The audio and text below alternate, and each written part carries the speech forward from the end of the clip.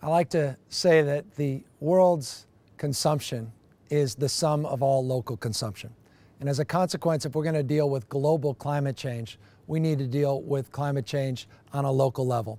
And that's why San Francisco, we've established a local global climate action plan to roll back our CO2 emissions 20% below 1990 levels by 2012, twice as far as the Kyoto protocols. We believe this local climate action plan is a model to the nation. We've initiated through a blueprint we call SF Forward, a blueprint to a brighter future, a 5-year plan to get us to where we want to go and beyond. But I want to just say this. So many politicians like me, so many mayors up and down the state of California, across this country, have been saying the same things. But so few have been able to measure their CO2 footprint and their progress as San Francisco has been able to do so. We recently just submitted our greenhouse gas emissions, our CO2 footprint, to a third party. And as a consequence, we were able to determine that already here in 2008, that we have already rolled back our CO2 emission levels 6% below 1990 levels here in 2008. 6% below 1990 levels. A city that has a population that's grown by 100,000, a city where we had a record amount of visitors, 16.1 million visitors last year, 475 new high-tech companies have moved in the city during the same time. Yet we've been able to reduce, as we've grown our economy, we've been able to reduce our CO2 footprint below 1990 levels already. We're proud of that, and I say that not to impress upon you, but rather to impress you, but impress upon you that we have been able to do it not by costing the economy, again, but by growing the economy. And I think that so much of that has been exemplified by this plan. Now let's talk about this plan in a little bit more detail. One of the things we've done in 2008 is we've led the way, not just, again, with the global vision for the environment, but the specific initiation of environmental programs. One is our green building program. We were one of the first cities in America to establish a green building program for municipally owned buildings. I'm actually standing in one here at the new Academy of Sciences, a LEED Platinum building, one of the highest levels of LEED certification, environmental certifications that exists. In San Francisco, we say that's great for municipal buildings like this, privately funded primarily, but nonetheless city-owned. What about all those private sector buildings that are being done? We want to meet similar LEED certification. So we actually have the most aggressive green building standards now in the United States of America, starting with LEED certification, going up to LEED Gold by 2012. Again, an example of a partnership with the private sector that builds trust, builds the opportunity to have the private sector become a model in terms of their ingenuity and their innovative practices for the rest of the state and the country, but that meets our environmental goals and meets the new standards of environmental stewardship that we believe can achieve great results when it's scaled. So again, green building standards is one of the things I'm most proud of this year as it relates to our advancements on the environment. Another area is the solar initiative. We just became the most aggressive city in the United States of America as it relates to solar rebates. We'll provide up to $6,000 solar rebates for individuals that meet our needs in terms of green-collar jobs and workforce training jobs. You can get solar rebates, $3,000, $4,000, $5,000, and $6,000 direct rebates that match the state rebates and the recently extended federal rebates that make it very inexpensive to put solar on your roofs in San Francisco. But you get only the highest rebate, $6,000, if you support our workforce training programs to lock those that have been locked out of the industrial economy, to lock those into this new green sustainable economy. So we are able to twin our workforce training, our green collar jobs focus, our environmental justice focus, and focus on our environmental framework and stewardship in a way that I also think is an example to others to follow. This solar plan, please learn more about it, I think is a model to others. And one way to learn more about it is to go to our website, solarmap.org.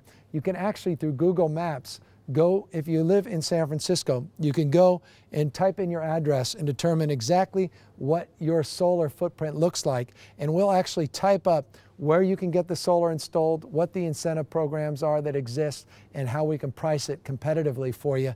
Again, a brand new system that CH2M Hill helped put together with the city that we just think is a phenomenal opportunity to make it as easy as possible for you to put solar on your roof. Solarmap.org. Another area where we're trying to lead by example is recycling. We already have the highest recycling rates in the United States of America, 70% recycling rates. That's great. In fact, we were at 35% in 1996. No one thought we could do 50%. Certainly few people think we can do 75%. Once you hit 70%, it's very difficult incrementally to get to 71, 72, 75% without dramatically changing the way you do business. So in an effort to get to that next level, we are going through a very controversial phase of initiating, and this is something I put to our Board of Supervisors for support and consideration, a requirement on recycling that you do composting. All private residents and businesses would be forced to compost. Now, you've been forced to have garbage pickup since the mid-1930s. In fact, 1932, we initiated requirements, early 1930s, that you have to have garbage pickups. The idea that we have not required recycling is actually not necessarily unique, but by no means something that has not been done. In fact, Seattle and other parts of the country have required recycling, but no one's required recycling that includes composting. We haven't required recycling in the past. We got to 70% through incentives and promotions and education, but in order to get to 75% and then to zero waste by 2020, mark my words, it's possible. I won't be here as mayor, but I think the next mayor can raise the bar. I'll try to get it to 73 to 75% before they kick me out. But we can get to zero by being more aggressive. But composting will be the first part of that effort, and that's why we hope in the early part of next year to get that Board of Supervisors to support this composting legislation. But already 70%, that's something to be proud of in the state of the city. Some of the areas we've been getting a lot of attention in terms of recycling are the bottled water ban. We're not purchasing bottled water bottles for municipal use. It's something I advanced with the U.S. Conference of Mayors, Mayor Bloomberg and Mayor Daley and others, co-sponsoring legislation to do the same in their cities. Why are we spending money on water bottles when we get money, we can put money back in people's pockets and then get folks to just use their tap water, which is some of the cleanest, greenest water that exists, that comes from a 167-mile gravity-fed system up in Hetchetchee, which is actually more regulated than most of the bottled water you get, which is indeed not even tap water, because most of the bottled water in this country comes from New York State, and it's actually tap water that has less restrictions and regulations and requirements for purity than tap water does. We spend more money, we ship it, in some cases overseas. It increases our environmental footprint, and we spend 10,000 times more than we would if we just used the tap. 10,000 times more in some cases for bottled water. We want to lead this country, and we have, in terms of raising the bar and raising awareness on this issue, just as we have plastic bags. Banning plastic bags. This, I want to thank Jared Bloomfeld, Director of Department of Environment. He came up with this idea a couple of years ago. Supervisor Ross Mercarimi picked up on it, to his credit, and the Board of Supervisors, and advanced this initiative to become the first city to ban plastic bags. I couldn't be more proud of this legislation. I know it's frustrating, some folks that go to some of these pharmacies and have paper bags and not plastic bags, but plastic bags end up looking like this. They end up off the coast. And recently, incidentally, we were out in China. China has now banned plastic bags throughout their entire country. You actually have to pay a premium. Ireland does the same thing if you're going to use plastic bags. Again, people say, well, what can a city do? Well, a city can lead by example and actually make a much bigger difference when a city program is scaled at a national level, particularly in a country with 1.3+ billion people, China. Another area we've led the way is Styrofoam Supervisor. The president of the board, Supervisor Aaron Peskin, introduced this legislation. Again, I want to thank the incredible leadership of Jared Bloomfeld, who came up with this concept and idea at the Department of Environment and the great commissioners at the Department of Environment. This is a way of reducing styrofoam containers that also end up in the landfill, takeout containers. This is something I hope other cities can do a similar job at advancing. Another area where we're doing a lot, and this is a lot of fun, is biodiesels and biofuels. We've already converted our entire vehicle fleet, our diesel fleet, to biodiesel, B20. We have the largest biodiesel fleet in the United States of America. I'll talk a little bit more about that in the transportation section. But we want to do better, and we're not just doing more, we want to do better in this context. Do better by not getting into the food debate around biodiesel, but get into the waste food debate. We have something called a grease cycle program. I think some 541 restaurants are using our grease cycle program. 1.5 million gallons a year are picked up from waste oil and that comes in vats in the back of restaurants. And we're taking that, we're picking it up for free for restaurants, and then we're converting it into biodiesel. And we're putting that biodiesel again into our public transit fleet, as well as, interestingly, some ambulances and fire engines and some people movers out at the zoo, et cetera, and some other trucks, heavy-duty trucks in our system. We are going to take it to the next level. That's 1.5 million gallons through the grease cycle program and this partnership with restaurants, this fat oil and grease program. But we're going to do something more next year. We just partnered with Darling International, and that's to do 10 million gallons of biofuels from also fat oil and grease, as well as livestock that has passed away. It's a tough business, the biodiesel business. But again, we want a looped system. This will be in Bayview Hunters Point. We just signed the deal with Darling, 10 million gallons a year of biodiesel that we'll manufacture internally for ourselves. So we have a looped cycle within the city, and we're going to create real jobs again for folks, green-collar jobs out in the southeast sector in Bayview Hunters Point, job training opportunities similar to the ones, incidentally, we do for recycling that are also green-collar jobs. You talk about green-collar jobs, go down to Pier 96 in the recycling center. We're going to do it for biodiesel as well. This is an exciting area. It's one where we're going to continue, I think, to do even more into the future. Again, I keep saying leading the way, but I think in this one, we're raising the bar at least, and I hope other cities will follow and do even more. I mentioned that we're doing it in our public transit fleet. We're already there, the #1 public transit fleet with biodiesel in the country. Something else we've done is we've decided to reconcile these carbon funds. You know, you feel guilty. You're driving that old combustion engine, internal combustion engine, or you're flying around the world, or you're flying to visit a friend during Thanksgiving or Christmas or holiday season, and you feel guilty and you try to buy some carbon offsets. But sometimes those offsets go to rainforests in other countries, or go to offset someone else's carbon emissions by putting a tree in some other country, in some other community.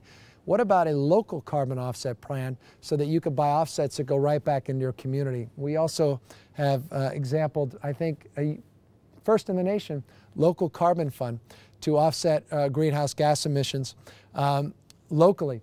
And we're doing it in biodiesel, and we're doing it in solar. It's something that citizens of San Francisco can purchase. And we're starting with city employees first, so every time someone travels on city business, you have to buy an offset of the greenhouse gas emissions associated with that travel. And then it goes into this local fund to plant trees locally and do biodiesel here locally. Again, we're going to scale it to the private sector next year, but it's something that I look forward to sharing more with others into the new year. It's something to look forward to. Wind power is another area where we're trying to lead the way. I don't know if people know this. We have urban wind farms in San Francisco. Bernal Heights in the Mission District. We actually have localized wind. You can see there's 3 vertical axis turbines in the homes in Bernal Heights. We've got one in the Mission area. We've got one up there at Randall Museum. We're also going to be doing a lot more in this Civic Center Sustainable District, which I'm going to talk about in a moment, in addition to Treasure Island, which I'll talk about in this section, as well as the economic development section, to do more wind generation. So wind farms are not just these farms you see in the slide, but they're components of our backyards, components of our front yards, components of our buildings in an urban environment. We have this great task force that we've convened, this wind power task force. They're going to come up with more recommendations in the new year. This is something I'm pretty excited about. Again, rethinking, reimagining urban wind generation, not just up in suburban and rural areas. Wave generation's another area. We've been talking a lot about this. We've got a buoy, a Doppler system. It's about 5 miles off Ocean Beach. It's been out there for a couple months now. It's going to be back in February of 2009. We're going to pull this system out, and we're going to determine the capacity to generate energy from waves. Talk about green renewable energy source. People are talking about drill, baby, drill. Not out here in San Francisco. I look forward to the day we get rid of those oil platforms off the coast of California, and we've converted them all to wave generating, green, benign wave generation. San Francisco wants to lead the way in wave generation, and we've got a big project, we hope, early part of next year. In addition, we want to do the same thing for tidal. I've talked a lot about this, even more than I've talked about the wave generation. We want to put at the mouth of the Golden Gate, right below the Golden Gate Bridge, in the northern section of the bridge. We've identified through Doppler radar about a 150-foot ridge that goes underwater, and the water pressure goes right above that ridge, and that seems to be the ideal part, right again on the northern part of the mouth of the bay, on the northern span of the Golden Gate Bridge, right below it. And we look to do a demonstration project sometime next year as well. We've already identified, again, that ridge. We've already done a lot of studies, boy, all kinds of studies on this, and we're looking to do this first phase pilot that can generate up to enough energy to power 1,000 to 2,000 homes in San Francisco, just as one green renewable source of energy. So again, thinking differently, looking at different technologies, wind as well as wave, as well as tidal. Another area to talk about low-hanging fruit is energy efficiency. We have Power Savers program, Power Watch program. We've been doing a lot of things, including banning T12s. We've moved away from the incandescent to the fluorescent issue. Now it's talking about what type of bulbs. We're actually banning T12, those thicker, long bulbs. We're going to do just T8s. That's new legislation that's pending approval. I hope the Board of Supervisors will support. Our energy efficiency programs, we think, are really a model for the rest of the state. Great partnerships with PG&E, partnerships with the Public Utilities Commission, free energy audits. Anyone who wants to learn more about free energy audits, just call 311 and ask for free energy audits. And then if you're eligible, you can get all those bulbs free to be swapped, reduce your energy bills, reduce your greenhouse gas emissions, help us reduce our CO2 emissions for a city. A lot of good things happening here, and we have something next year. I can't talk about it now. We call it Green Building 2.0. A version of what we're doing on the green building construction standards, now trying to get the operation of buildings, not a carbon tax, but a version, a hybrid version of reducing emissions coming out of existing buildings, which is an area we must do more with, and energy efficiency will lead the way, and again, something in the new year that I look forward to talking more about, as well as doing more on alternative fuel vehicles. You all know that Mayor Bloomberg in New York announced that he's going to get rid of his taxi cab fleet in New York City and convert it to alternative cab fleet. We initiated that a year prior. We codified that through legislation recently. We should have our entire taxi cab fleet converted by 2011. I conservatively say 75% by 2011, but I think we'll be all the way there by the end of 2010. These cabs convert, they only last a few years, and as they convert, we now automatically have to have alternative fueled vehicles as part of our taxi fleet. This is an area where, again, I think San Francisco has led the way, and where we can work with other cities to do even more. Electric vehicles, generally speaking, we just had Shai Agassi in and others, Bobby Kennedy Jr. talking about $1 billion investment into San Francisco Bay Area region to become the epicenter for electric vehicles in the United States of America, arguably the world. We're talking about going to a gas station and not just having to fill up a tank of gas, but actually going to a gas station, call them now switch stations, where you can literally open up a trunk of your hood and flip out the battery, and within the same time it takes you to pump a tank of gas with oil, petroleum-based products, or just some kind of processed gasoline, you can do the same thing to recharge your car by simply replacing the old battery with a recharged battery and actually getting out of there in the same or a shorter period of time. These switching stations, we're talking about putting 100 to 200, at least Project Better Place is, throughout the Bay Area, so that addresses the range issue or the lack of it for electric vehicles. We've also worked with all kinds of other private sector organizations that want to do similar electric grid strategies or electrification strategies, or do charging stations throughout our city. In parking meters, where you can charge at parking meters, you can get priority parking spaces at parking garages, you can get discounts in terms of your monthly parking privileges, you can potentially get tax breaks for doing electric vehicles, you can use utility poles, lighting poles in the city, and you can actually plug in your car there. This is all part of our initiative and effort to become, again, the epicenter in the United States for electric vehicles by 2010, a program that we're very, very proud of. In addition to that, we're trying to do more with car share. You know, for every car that car share provides, this car right here, it represents 15 cars off the road, meaning you have that many people that would need their car that now don't need their car if they share this car. We have 35,000+ unique users of car share. We have multiple car share programs in San Francisco. We want to scale this to the next level. It's been a great success story in 2006, 7, and 8. 2009, we want to get more city employees using car share program as well. Our bike plans, they're really starting to take shape.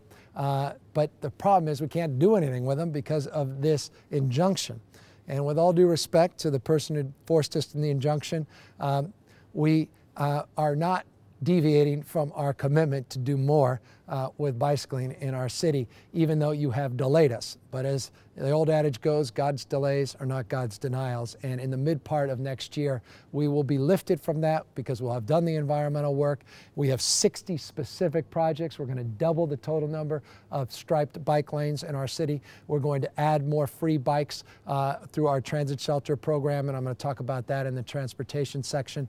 We're going to be doing a lot more in terms of safety initiatives, all of that just waiting, ready to go, all to initiate the 2010 goal and date to have completed this effort. 43% increase in the last year we've seen of people commuting with their bicycles. Even though we haven't been able to do all what we wanted to do, we've still seen that kind of increase. This is an exciting area of growth in our city, and we're absolutely committed, and they're a big part of our environmental initiatives. As is the investment in the private sector. Clean tech. Look, this is the heart and soul of clean tech investment in the United States of America, which makes it the heart and soul of investment in the world, Northern California. We have 118 now clean tech companies in our city. We had SunTech, which is the largest photovoltaic manufacturer, one of the largest in the world, certainly the largest in China, decided to locate their headquarter companies here in San Francisco. We have tax incentives, tax breaks for green tech companies. We just came back from China, and we just announced our next solar installer and manufacturer, Trina Solar, is also going to be moving in the city. These are just the type of announcements we want more of. We talk about this new sustainable economy. We talk about green collar jobs. These are just examples of where we can do more and do better. Again, all supported by these statistics you see above. All these VC firms, venture capital firms, all clustered in the San Francisco Bay Area. This is what the next president will be talking about, Barack Obama. This is what Governor Schwarzenegger, to his credit, has been talking a lot about, and the next governor will be talking more about. This is an opportunity for us to truly lead the renaissance in terms of our economic conditions and the changes we want to see in terms of our climate, and to twin the two in a meaningful way and focus on environmental justice at the same time, focus on poverty eradication, and focus on the issues of race and the inequalities the same. This is the tech sector that, again, is now taking shape in our city. We're not just talking about it, we're finally doing something about it. And these are, by the way, just examples of some of those companies that are already in the city, just proving that this is not just some pipe dream, this is not something that doesn't exist, this is something that absolutely exists in our own backyard, San Francisco. We've also built partnerships with the region. We do something called BC3. This is a partnership with private sector, and from Google, PG&E, The Gap. You can see even my friend Cliff Waldeck, Waldeck Stationaries. He's partnered with us on this business council. We're working with the United Nations on this business council. Again, building more capacity, building more partners in terms of the business community being part of the solution to environmental stewardship. Another area is partnership that we did with Cisco, another Bay Area firm. John Chambers, to his credit, said, we want to help you. Work to the Clinton Foundation, Seoul, Korea, and San Francisco, the two principal areas, to build this partnership. They did this connected bus, which has 95% reductions in CO2 and NOx emissions. It actually has a counter on there where you can actually read out in real time the environmental footprint of the bus. It has next bus or next Muni technology, so you know exactly where you are vis-a-vis the next stop and how long you're going to be delayed or how long it's going to take to get to your new stop. It also has free Wi-Fi capacity on these buses. This is the next generation of buses, twinning technology in the environment areas where we're building these partnerships. We're doing the same, by the way, for our Convention and Visitors Bureau. Convention and Visitors Bureau is one of these green businesses that deserves a lot of recognition for leading the way. You go down to Moscone convention facilities. It's compostable wares that they use. So you get your napkins, you get your forks and knives. It's all compostable, even the cups that you use for your coffee and water, etc. Again, just examples where the private sector comes together and connects with our tourist community to do more and do better. We have this website through the Convention and Visitors Bureau called Green SF, and we talk about the hybrid taxis, solar-powered convention facility. In fact, the largest municipally owned solar project in America is on the Moscone Convention Center. Again, leading by example, Convention and Visitors Bureau, Joe D'Alessandro and others really doing a magnificent job. I'm very, very proud of them, and we, I think, all have a lot to be proud of about them. Another area is these phthalates or phthalates. I'm very bad at pronouncing it. This is another area where people say, well, what can a city do? And we brought up plastic bags, plastic water bottles. This is about plastic toys. You know, in 1999, Europe banned the use of phthalates in the production of toys and plastics. And the United States didn't do anything. For years and years and years. San Francisco decided to lead the way. Our Board of Supervisors, to their credit, we led the way here in the city. And then Fiona Ma, again, Assemblywoman Ma, took it to the state level and actually passed a ban modeled after San Francisco for the state of California. And then Senator Feinstein, former mayor of San Francisco, decided to introduce that ban nationally. So we finally went full circle. This country nowhere to be found on the issue. San Francisco leading the way, California moving forward, then the rest of the nation. It's just an example of something that I thought I'd highlight because it gives you some sense of confidence that sometimes you wonder if people are noticing what you're doing. Sometimes they actually really are. And again, not just plastic bags and water bottles, but with this very important area that has made our children safer. Another area of the environment, again, is streets and our greening initiatives, planting more trees, our 25,000 mature or adolescent trees, not just little seedlings, but real trees that we're planting throughout the city, and these greening initiatives to make our streets much more attractive. We have a big initiative, median strips, gateways, hanging baskets you'll see all around the city. There's the median strips that are being redone in our city. Here's the $14 million of federal dollars that we've received for new median strips and new investments in San Bruno Avenue and Van Ness Avenue, Polk and Leland, Ocean Avenue, Cesar Chavez. You're seeing that. I hope people are noticing that when they drive around the city, the investment in the median strips and the greening initiatives of our city. You have not seen anything compared to what you'll see in the next few years, but this is an area where I think we've made a lot of progress. Great streets. Again, I talked about those trees and how many we planted. Here's just in front of Kaiser, out there, Geary Boulevard. If you saw that before, it was an ugly old fence, cyclone fence, and now it's a beautiful new median strip. You can see other areas, Alamany Boulevard, go all the way down Alamany. It's just amazing to see all the changes there. Now it's about maintaining them. but again, real investment that's paying dividends and increases property values, slows down traffic, increases pedestrian safety. I don't make these things up. This is what these investments are doing, as well as obviously helping the environment. You can see another initiative we're about to do. Go down Market Street in San Francisco. You see these ugly old these things that were supposed to deal with traffic accidents so they didn't run into the larger platforms, the muni platforms. And they're just basically rubber tires. They're old, ugly. There's all kinds of garbage inside. We want to get rid of them and put these new safety barriers that are these new mediums that create these urban gardens. We're going to put this all up and down Market Street into the new year, something I hope people look forward to. And I hope you've also noticed these gateways coming in and out of the city. They're not all where they need to be. I know that they could be much better, but they're at least a down payment on what can be done next in the next few years. Here's just some examples of these gateway investments.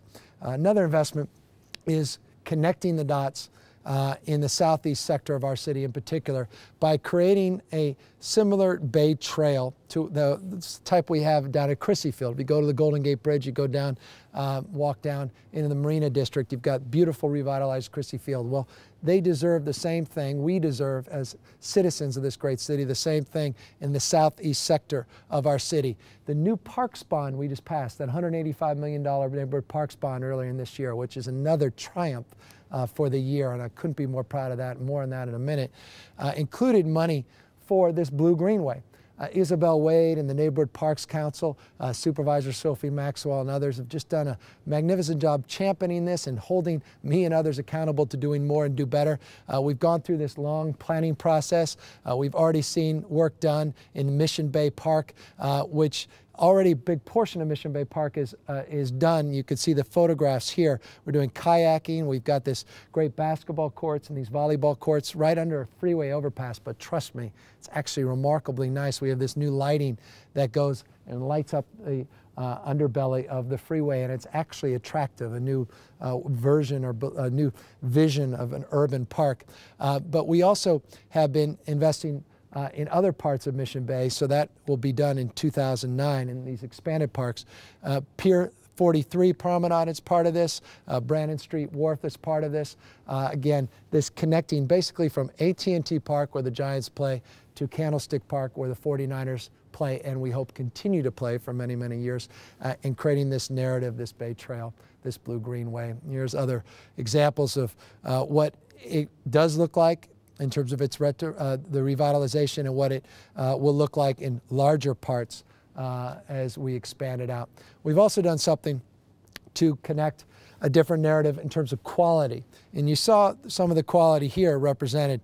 This is beautiful landscaping. In the past, we've done some not very attractive landscaping. We now have this new landscaping ordinance that creates what we call San Francisco standard. I stole this from Mayor Daley in Chicago. And we also stole his greening director, Astrid Hayardi, from Chicago. So she came in and she created a San Francisco standard.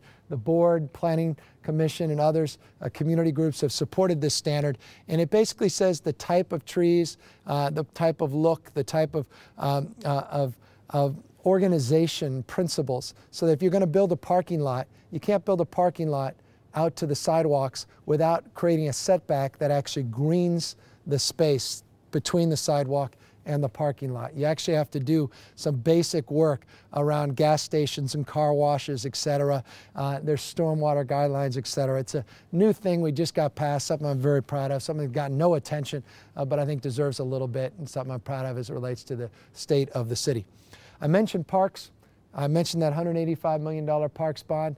I'm also very proud that we've invested an historic amount in general fund capital into our parks. In the old days, we were investing about $10 to $15 million a year in parks. Now we're investing $30+ million on an annual basis of general fund into our neighborhood parks and recreation facilities. We've completed 90 parks. And this is an amazing thing. Again, there needs to be some more recognition about this. With that park bond, the Prop A bond, the first one, that $110 million parks bond, which I was very proud to sponsor as a member of the Board of Supervisors, and then the new parks bond, as I mentioned, the $185 million this year, that will allow us to complete these parks. Again, this is part of the 90 that are done, and get these other 18 active parks complete. So this is a huge and historic investment in the neighborhood parks and recreational facilities in our city. And that's, again, part of the state of the city that I'm very proud of and that I hope that people recognize and are supportive of. Another area is this Victory Garden. We decided to put a garden in front of City Hall.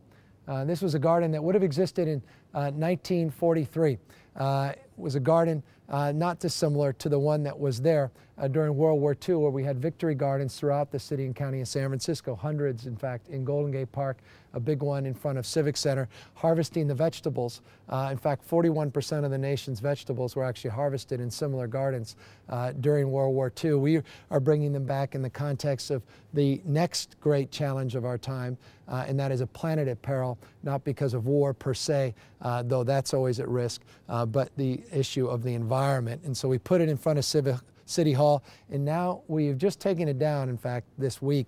But now we want to extend 15 new neighborhood gardens and take people's backyards and front yards and take their planter boxes and take their roofs and convert it into areas to produce food and connect our urban and rural communities in a much different way, which I'll mention in just a second. We've gone from 3 farmers markets to 9 in the last few years, something that, again, doesn't get much attention. We remember we had the first farmers market in the state of California, Alamany. We're going to make some improvements down at the Alamany Farmers Market.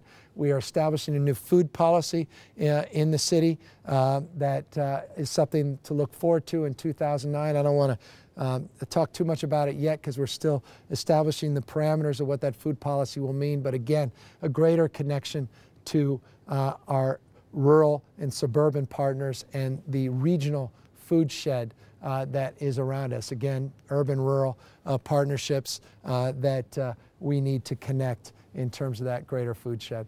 Another thing that we're focused on is cleaning up sections of our city that have been polluted because of polluting power plants. We shut down the Candlestick, or rather the Bayview Hunters Point power plant near Candlestick, which was shut down last year. We now have converted a lot of the federal efforts into actual money that has gone into cleaning up that site in and around that power plant and that Bayview Hunters Point area. I think this deserves some attention. We have already generated some $340 million of federal money just in the last few years. Look at this, to clean up the toxics in the Bayview Hunters Point area, including $76.3 million this year. Just new federal money. Thank you, Speaker Nancy Pelosi. Thank you, Senator Dianne Feinstein. Thank you, Senator Boxer. Thank you for your effort. Thank you to our efforts to lobby the federal government to get these dollars. This is real money. $340 million to clean up that shipyard that has come in. This is more money than we have seen in decades in the last few years, and something, it's one of, you asked me what I'm most proud of as mayor in the last 4 years, it's probably this slide in terms of that work that we all did together with, again, that leadership of those people that I just exampled that have actually generated real money to clean up those toxics and deal with the environmental injustice out there and the prostate and breast cancer rates and the asthma rates that are 2 to 4 times the state and federal average. This is, I think, disproportionately the reason why. It's the lack of investment in that cleanup. Now we're making it in historic ways. It's taking shape.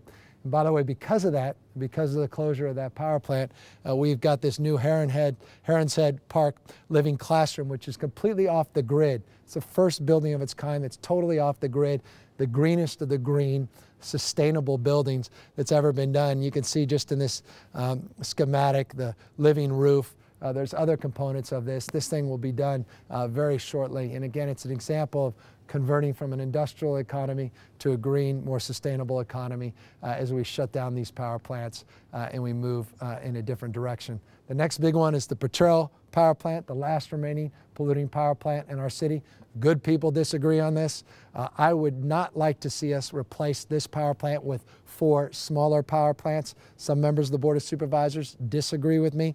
I'm intensely opposed to putting more power plants, even if they're cleaner power plants in the city. Let's get out of the power plant business. Let's retrofit this in the interim, and let's move forward to shutting it down permanently by advancing all of the previous slides and the initiatives in the previous slides. We can do that. Let's work together. I look forward to working with Supervisor Maxwell in particular and the new board to get us there. Again, good people can disagree, but big mistake would be made by shutting this down only to build 4 new peaker plants in our city, 3 in the city, 1 at the airport. I don't think that's the right decision. We can do more and do better. Let's work together. Here's some of the key steps to do that, the retrofitting, and then we could shut down Unit 3 at Portrayal.